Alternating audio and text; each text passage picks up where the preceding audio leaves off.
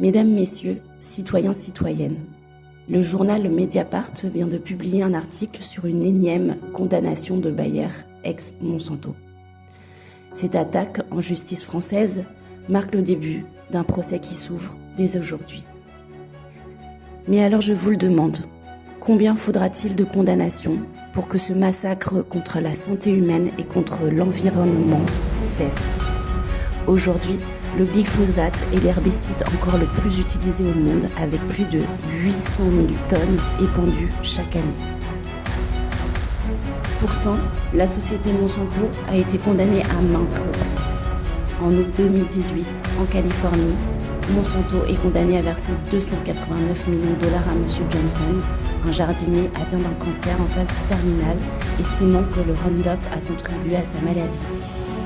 En mars 2019, un jury fédéral américain reconnaît Monsanto coupable de négligence et les condamne à verser près de 81 millions de dollars à M. Hardman, un retraité souffrant d'un lymphome non-hodgkinien attribué au Roundup. En mai 2019, un jury américain condamne Monsanto à verser 2 milliards de dollars à M. et Mme Pilliod, un couple attribuant leur cancer au Roundup. En octobre 2024, un jury de Philadelphie ordonne à Bayer de payer 78 millions de dollars à M. Melicène, qui a développé un lymphome après avoir utilisé le Roundup. En mars 2025, un jury en Géorgie condamne Bayer à verser environ 2,1 milliards de dollars à M. Barnes, affirmant, encore une fois, que le Roundup a causé son cancer.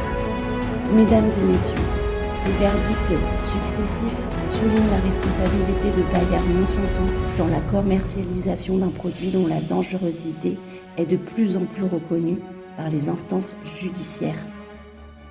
Malgré des affirmations de la société selon laquelle le glyphosate est sans danger, les preuves présentées lors des nombreuses condamnations antérieures indiquent pourtant le contraire. Il est impératif de considérer les conséquences sanitaires et environnementales de l'utilisation continue de ce produit. Les condamnations répétées de Bayer Monsanto reflètent en effet une prise de conscience croissante des risques associés à ce produit et la nécessité impérative de protéger la santé publique.